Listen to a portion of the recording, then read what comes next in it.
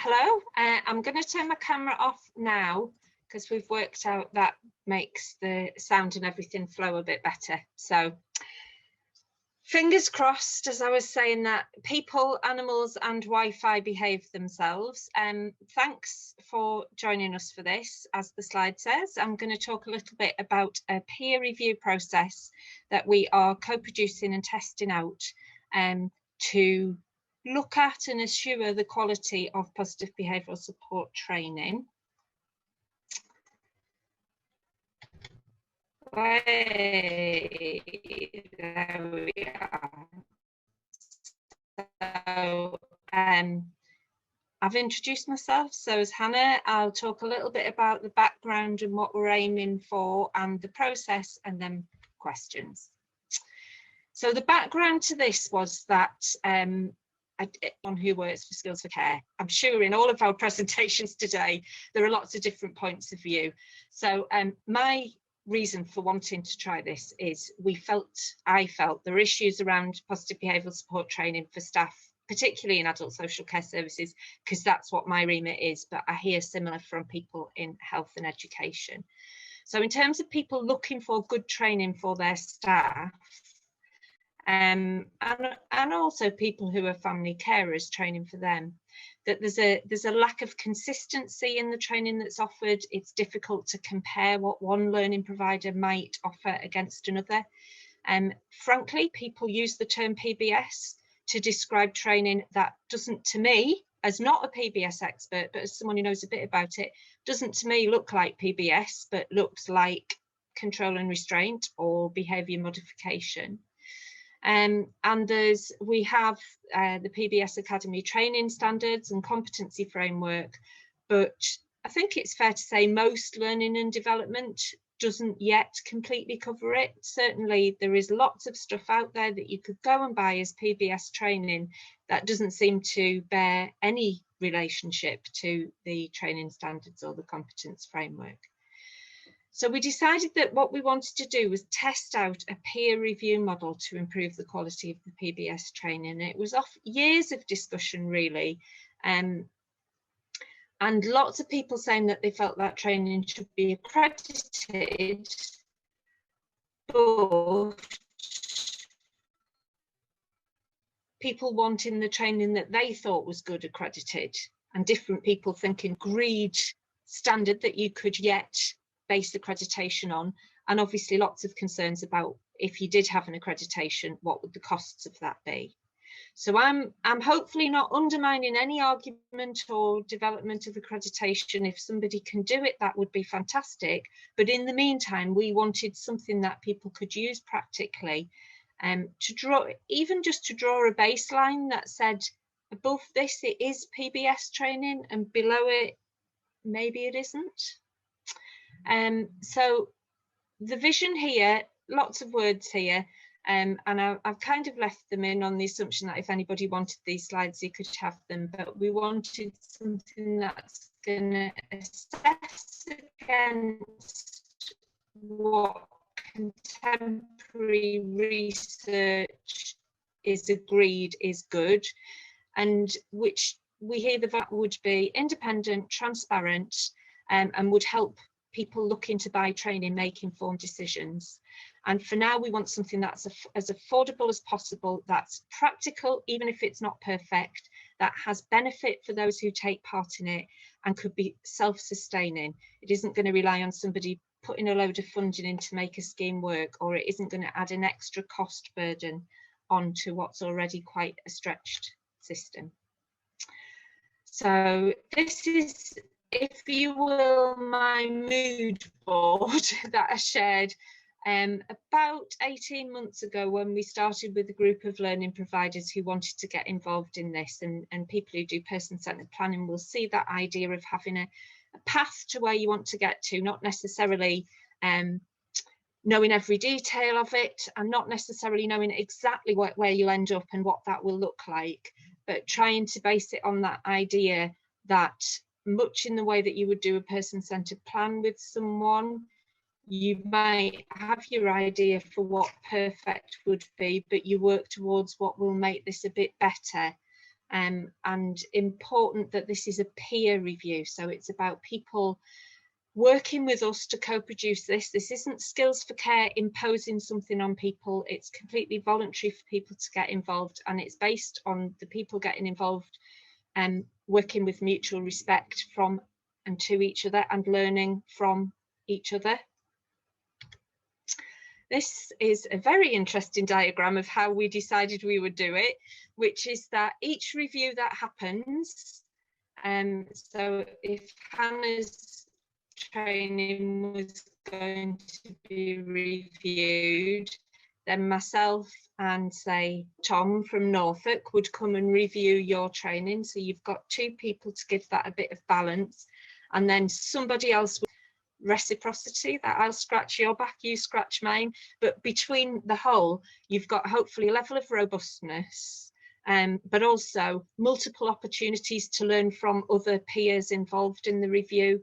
And what people have said to us is that they've learned as much, if not more, by carrying out a review as they have by having their training reviewed. Oh, and I've just put in there that we kind of offer a bit of sort of coordination and moderation about it. So what people are looking for when they do the reviews is, to what extent does it work towards the PBS Academy training standards? I've put together the paperwork, having, you know, agreed with the people involved what it should be based on. And largely the paperwork has consisted of me taking the PBS Academy training standards and the PBS Academy practitioner standards and putting them into a spreadsheet so that you can put a score next to each item. So we haven't made up what we think the standards should be, and I can't claim any credit for having done anything more than made them a bit more measurable. So peer reviewers are looking for that.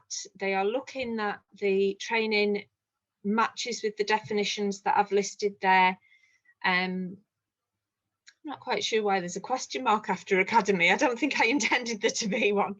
And Anne McDonald's work on the 4 components. But really, I would say what people are looking for is it teaching an ethical, person-centered and non-aversive? At this stage, if it's doing that, that is really helpful for us to know, and for employers to look at purchasing training, and for us to feel that we can recommend training. So one of the issues for Skills for Care is that people regularly ask us, can we recommend a training provider? And obviously we work with all employers and all training providers, but we do have an endorsement scheme which people can go through, and so we can only recommend training providers who have gone through our endorsement scheme. And the endorsement scheme is a really good way, I think, of measuring that a training provider is working in a proper way and has proper processes in place. What it doesn't do is look at the content of specific programs, and so that's why we feel for PBS we need that extra layer of assurance, and certainly at some points in the past we have had money that we have been able to offer. We haven't at the minute, but for PBS we haven't had a way of saying which training providers can we have confidence in putting this funding towards. So again, the questions people are asking really are, does the training enable people that are getting trained to enhance the quality of life of the people that they support? And also critically, does the training deliver what it promises? So we've got people involved in the PBS peer review who only offer a half-day awareness course, and we've got people who offer the BTEC, and that's absolutely fine. What we don't want to do is close down options for people to learn. If somebody's offering a half-day awareness course, then they can be peer reviewed, and what they're being measured by is, are they telling people that this is a half-day awareness course that will give you a bit of insight? And that's absolutely fine if that's what it's marketed for, and if that's what people do the training expecting to learn. What we're worried about is where people are offering a half day or a day course and suggesting this will enable you to do PBS, whatever that might mean. This will enable you to write a functional assessment or write a behaviour support plan. I mean, if somebody can teach all of that in one day, you know, then they can, but it's that measuring and being assured that what is being offered is ethically and morally based and is not misleading to the people who are going to buy that training or undertake that training. So I've put here the process, and we've got paperwork that we've developed that can support people with this. So essentially the three parties, the two reviewers and the reviewee, agree a vision and sign an agreement for how they will conduct the review. And a lot of that would be having those discussions about, you know, well, I deliver a virtual video half-day awareness, or I deliver an 18-month course where I talk to people every 2 weeks live, and working out how are we going to sample and assess that and peer review that in a way that is proportionate and as robust as it needs to be. And there's also in there an opportunity for people to agree things like, I won't go. At the beginning, people had concerns about this. They said, well, one training provider won't allow another one to look at their material because they'll steal all the good stuff, or they'll go and approach their customers. I have to say, none of the people involved in the review had those concerns at all, but there is a little agreement you can sign that says, I won't go and poach your customers. And if I think you've got a really good set of slides or a really good exercise, I'll ask you and I'll quote you if I go away and use it. So then people set up the review. All of the reviewers are asked to complete a self-assessment based on the PBS Academy practitioner standards. And that is so that you check in yourself that you think you're appropriately knowledgeable and qualified to do a review, and you can choose to share that with the person you're reviewing as well. Again, just acknowledging that thing. I mean, I think right at the beginning I was talking to Louise Den, who obviously was critical in writing the standards. And we were saying, well, if we said tomorrow only PBS that fully meets the competence framework, fully meets the training and practitioner standards is available to happen, that would mean a lot of people don't get any PBS training for quite a long time. So it's about working incrementally to help people improve and increase their competence and their knowledge. So with that spirit, the next stage is that the reviewee, the person being reviewed, does a self-assessment of their training based on the training standards, and provides the people doing the review with information about how they operate,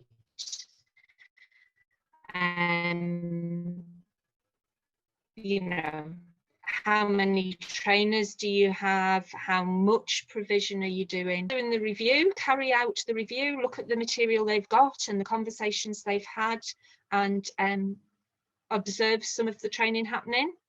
And they then would look at the self-assessment and decide whether they agree with it or disagree with it. And we kind of, for each item that's on there, people have the option to say bronze, silver and gold. That's not very scientific. It's just a way of saying silver means I think you're absolutely fine. Bronze means I think we should talk about this, you could improve a bit. And gold means I really like what you're doing and I would like to pinch it. So the two reviewers make a decision and then contact the reviewee. There's a report template that summarises those aspects that they think the reviewee might want to look at. Got Alertia shaking herself over my right shoulder, so sorry if you heard that noise. Screenshot there of all the paperwork that's there to support each of those. As I say, a lot of it is Excel spreadsheets and some Word documents. Just coming back to what we definitely ask people to measure against are the training standards and the practitioner standards. And then some people have a